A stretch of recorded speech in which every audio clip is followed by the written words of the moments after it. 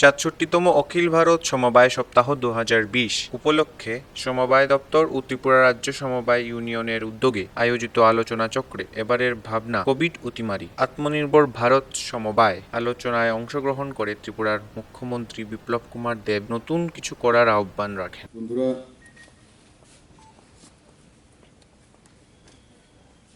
সমবায়গুলি করি কি কারণে?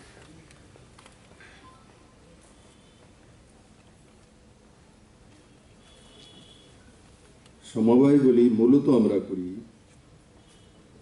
আমাদের আর্থিক এবং সামাজিক উন্নয়নের জন্য।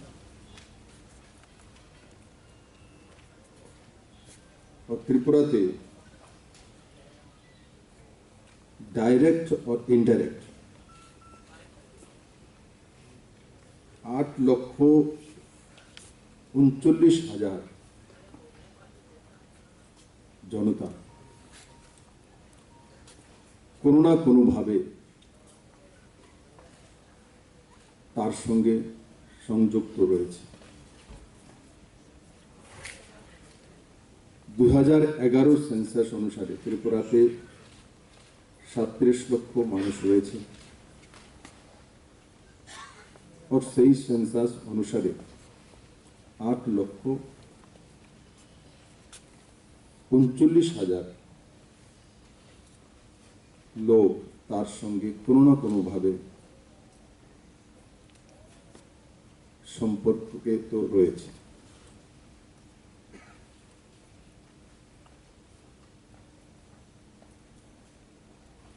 ত্রিপুরাতে 2808টি এই সমবায় সমিতি বিভিন্ন জায়গায় কাজ করছে।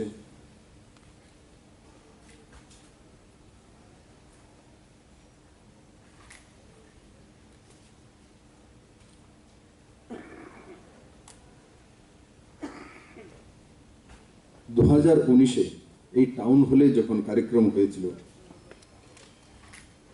তখন আমি কিছু কিছু বিষয় তুলে ধরেছিলাম সমবায় সমিতিগুলির সামনে। তার মধ্যে একটা বড় বিষয় যেটা দপ্তরকে দায়িত্ব দেওয়া হয়েছিল যে 2021-এর মার্চের মধ্যে সমস্ত সমবায় সমিতিগুলিকে সক্রিয় করা, আর যারা সক্রিয় নয় তো তাদেরকে বন্ধ করে দেয়।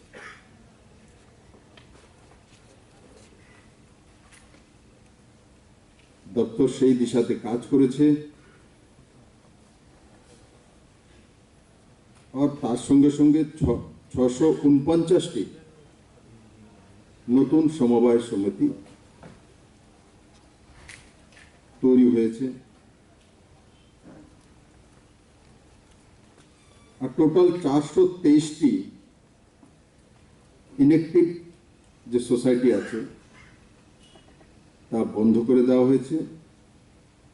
তার মধ্যে 208টি সেটা 2017 পর্যন্ত বন্ধ হয়েছে। 208টি, তো 208 মাইনাস করলে বাকি যে 215-16 কাছাকাছি সেটা কোঅপারেটিভ দপ্তরের মাধ্যমে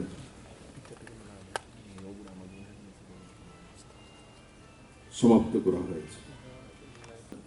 লজিস্টিক হাব তৈরি করছেন, যেখানে এসিজেড আছে সেখানে আমার একটু জায়গা ব্যবস্থা করে দিই, আমি ওখানে আরেকটা 5 স্টার হোটেল লাগাতে চাই। আজকে ত্রিপুরা সেই দিশাতে চলে গেছে। আজকে আমাদের ছোট ছোট হোটেলগুলিকে, রেস্টুরেন্টগুলিকে তার সঙ্গে কম্পিটিশন করতে হবে, আদব কায়দা শিখতে হবে।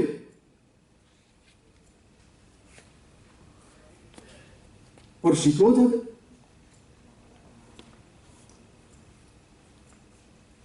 পরিবর্তন হয়েছে।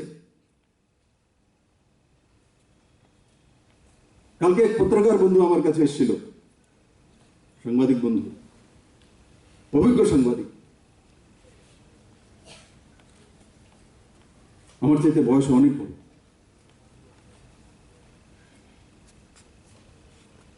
আমি ওনার সঙ্গে কথা বলার সময় বলছিলাম যে আমি পুরনো রাস্তা ছাড়ি না, কিন্তু পুরনোর সঙ্গে নতুন কিছু করতে চাই। তখন পুরনো ধারায় যারা চলছিল তারা সেটাকে বুঝতে পারে, অহৈতুক ব্যাখ্যা দেবে।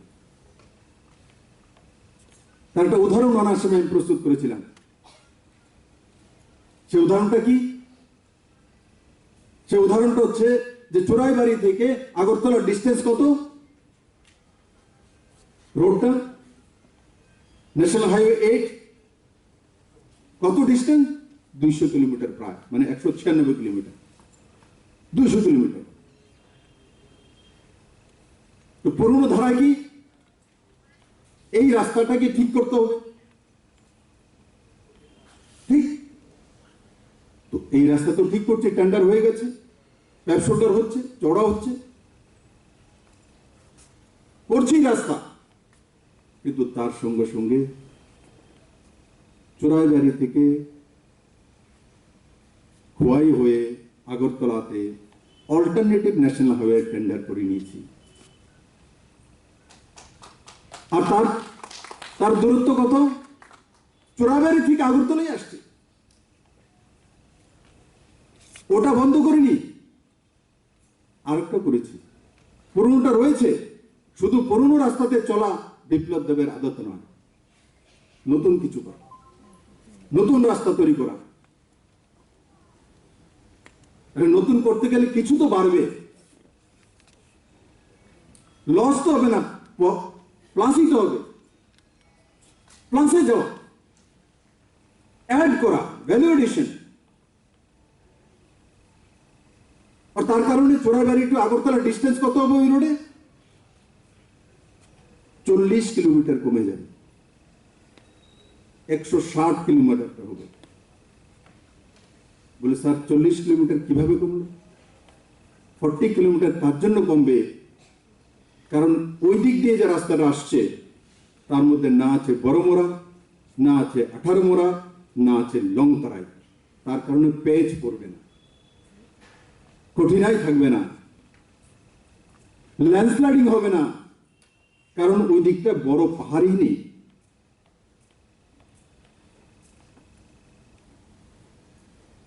চোরাইবাড়ি থেকে আগরতলা গাড়িতে আসতে কতটা সময় লাগে?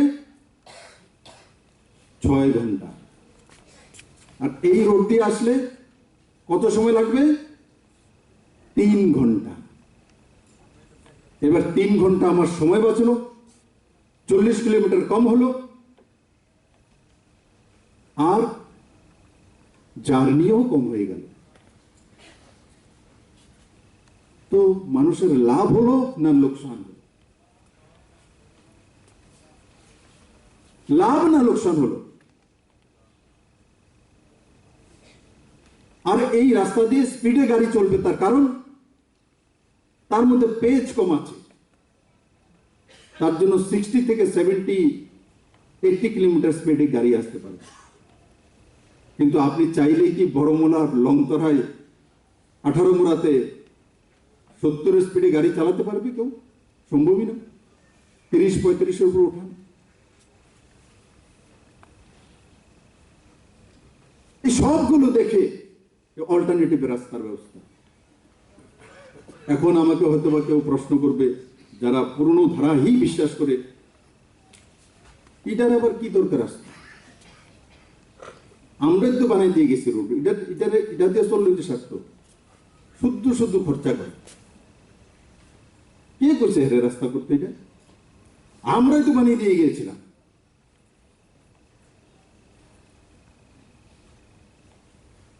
এই হলঘরের মধ্যে কেউ বলতে যে কাজটা সঠিক হয়নি?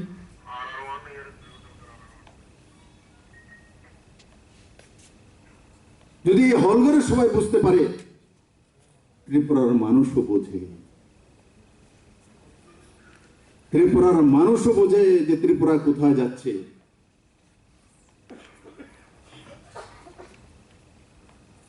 দু চার পাঁচ সাতজন যারা পুরনো ধারায় চলতে চায় তাদের ধারা মানুষ বুঝে গেছে। ওই ধারাতে যদি ত্রিপুরা দাঁড়াতো তাহলে অনেক আগে ত্রিপুরা সর্বশ্রেষ্ঠ ত্রিপুরা হয়ে যেত। ওই ধারাতে, ওই মানসিকতা, ওই সিস্টেমে ত্রিপুরা দাঁড়াতে পারেই না, প্রমাণিত। লাগাতার 25 বছরের সরকার, তার আগে 10 বছর, 35 বছর লাগে একটা রাজ্যকে দাঁড় করানোর জন্য। আমি তো মডার্ন স্টেটের জন্য 3 বছর চেয়েছি ত্রিপুরা মানুষের কাছে। ও 3 বছর পূর্ণ যখন হবে, আমি মডার্ন স্টেটের সমস্ত পিলারগুলো ত্রিপুরা মানুষের সামনে তুলে ধরব। পিলার তৈরি হয়ে গেছে, এখন শুধু বাউন্ডারি দেওয়া, ওয়াল তৈরি করা, সেটা এডুকেশনে হোক, ইনফ্রাস্ট্রাকচারে হোক, সে চাকরি বাকরির ক্ষেত্রে হোক। কোন ক্ষেত্রের মধ্যে এই সরকার কাজ করেনি? এই যে কোঅপারেটিভ, আজকে যারা এখানে বসে আছেন, আপনারা অতিরিক্ত 100টা প্রফিটে নিয়ে এসছেন। কোঅপারেটিভ ব্যাংক তার সিডিও রেশিও 76%, এনপিএ 0.53%। এগুলো পরিবর্তন না? লস হয়েছে কোঅপারেটিভে, প্রফিট হয়েছে, প্লাস হয়েছে, মাইনাসে যায়নি। ইনফ্রাস্ট্রাকচার ত্রিপুরাতে মাইনাসে গেছে কোন সেক্টরে? কোন ব্যক্তি বলতে পারে ত্রিপুরাতে কোন পণ্ডিত আছে দেখায় আমাকে যে ইনফ্রাস্ট্রাকচারে ত্রিপুরা পিছিয়ে গেছে? একসময় ত্রিপুরা ন্যাশনাল হাইওয়ের কাজের জন্য হাইস্ট 1200 কোটি টাকা স্যাংশন হয়েছিল, আর এবার অলরেডি 3200 কোটি টাকা রোডের টেন্ডারের জন্য স্যাংশন হয়ে গেছে। আর মাননীয় যে কেন্দ্রীয় মন্ত্রী নীতিন ভাই গাডকারি, উনি বলেছেন আগামী 1 বছরের মধ্যে ত্রিপুরাতে টোটাল 11,000 কোটি টাকার ইনফ্রাস্ট্রাকচারাল কাজ হবে রোডের মধ্যে। চিন্তা করে দেখুন, 11,000 কোটি টাকা, আর কোথায় 1200 কোটি টাকা। সমবায় সমিতিগুলোকে তো এককালীন কিছু সাহায্য করা হয়,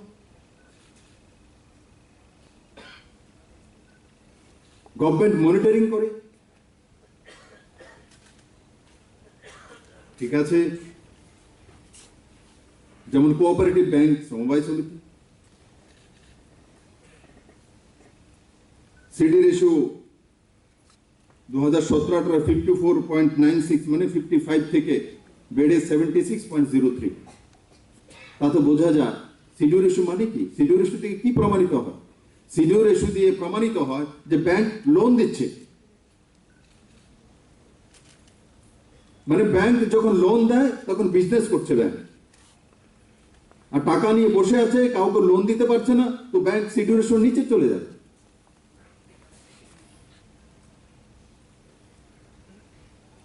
আমি এমনিতে আনন্দিত যে আমার কোঅপারেটিভ ব্যাংক,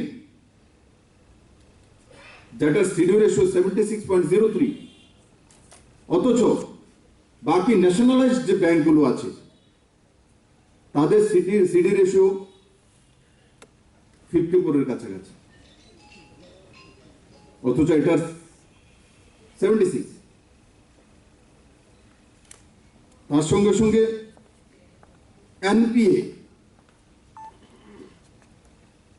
সেটা সবচেয়ে বড় দিক, যে লোন দিয়েছি রিকভারি করতে পেরেছি কি, সেটাও এনপিএ 2017-18 ছিল 0.92, সেটা কমে আরো হয়েছে 0.56। আগে 8% কাছাকাছি ছিল এনপিএ, এখন 0.5% হয়ে গেছে। ও তার কারণে সিডি রেশিও উপরে দেখাচ্ছে। অথচ বাকি সব ব্যাংকগুলো ত্রিপুরা রাজ্যে, স্টেট ব্যাংক আছে, অন্যান্য ব্যাংক আছে, লিড ব্যাংক এখানে পাঞ্জাব ন্যাশনাল ব্যাংক, তাদের সিডি রেশিও 5% এর উপর।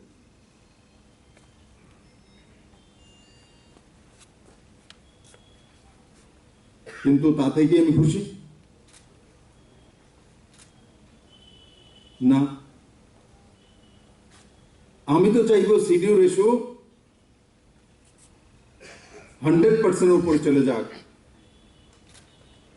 কারণ কি, এমন স্টেট ভারতবর্ষে রয়েছে যেখানে সিডি রেশিও 100 এর উপরে। ঠিক আছে, ওইসব স্টেটের মধ্যে বড় বড় ইন্ডাস্ট্রি রয়েছে, এমএসএমই সেক্টর রয়েছে, যেমন গুজরাট, মহারাষ্ট্র, তেলেঙ্গানা। এখন আমি তুলনা কার সঙ্গে করব, কম্পিটিশন কার সঙ্গে করব? এখানে ত্রিপুরাতে যে ব্যাংকগুলো সিডি রেশিও 5%, এনপিএ রেশিও 5%, তার সঙ্গে তুলনা করব, না যেখানে এনপিও জিরোর কাছাকাছি আছে?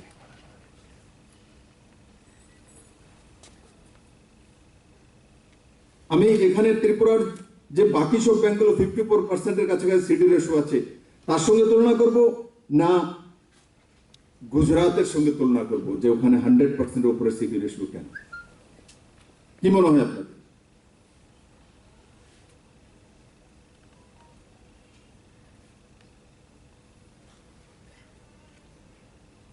যেটা রতনলাল নাথ মহোদয় বললেন যে ত্রিপুরাকে সর্বশ্রেষ্ঠ রাজ্য বানাবো আমরা, তো সর্বশ্রেষ্ঠ রাজ্য যদি বানাতে হয় তো সর্বশ্রেষ্ঠ সিডিও রেশিও যেখানে আছে তার সঙ্গে কম্পিটিশন করতে হবে, সেই মানসিকতা তৈরি করতে হবে। আমরা যদি এখানেই খুশি হয়ে যাই তো আমরা ওই জায়গাতে পৌঁছতেই পারবো না।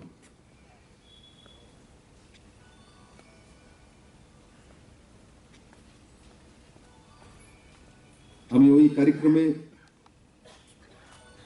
এটাও বলেছিলাম যে সমবায় সমিতিগুলো যে যাই করছে তার সঙ্গে মাল্টিপল বিজনেস করা। মৎস্য সমবায় সমিতি আছে, মাছ ধরা, মাছ বিক্রি করা, ব্যাংকে টাকা রেখে দেওয়া। এটাই যদি শেষ কথা হয় তাহলে এই সমবায় সমিতি কোনোদিনও বড় সমবায় সমিতি হতে পারে না, সাকসেসফুল হতে পারে না। তার জন্য আমি বলেছিলাম যে মাছ বিক্রি করার পর যে টাকা আসছে সেটা নিয়ে কমলা বিক্রি করো, ট্রেডিং করো।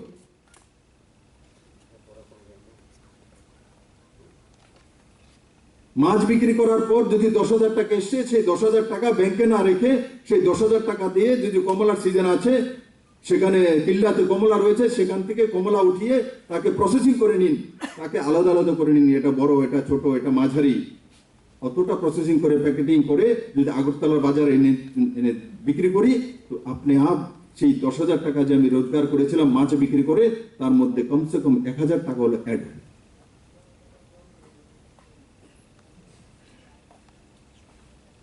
টাকা ব্যাংকে না রাখা, যতটা সম্ভব বের করে মার্কেটে লাগান। আপনি 1 বছর যাবত ফিক্সে রেখে দিলেন, কত পাবেন পার্সেন্টেজ? কারেন্ট অ্যাকাউন্টে রাখলে তো তার মধ্যে উল্টো পয়সা দিতে হয়।